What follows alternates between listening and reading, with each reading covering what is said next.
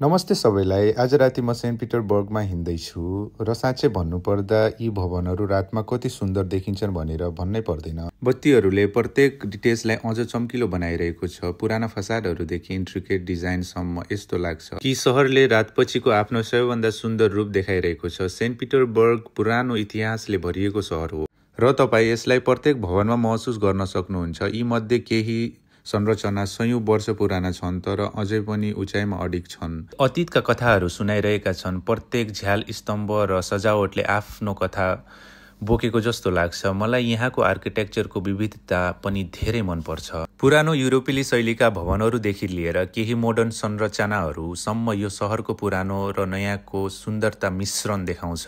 यो सडकहरू हिँड्दा तपाईँ साँच्चै सहरको आत्मा आर्किटेक्चरमा महसुस गर्न सक्नुहुन्छ र नयाँ वर्ष नजिकै आउँदै गर्दा सहर अझ जादुई जस्तो देखिन्छ। आजको सँगैको हिँडाइको लागि धन्यवाद। अझै धेरै रमाइला हिँडाइहरूका लागि मेरो च्यानलमा आउनुहोस्। अर्को पटक भेटौँला। By by.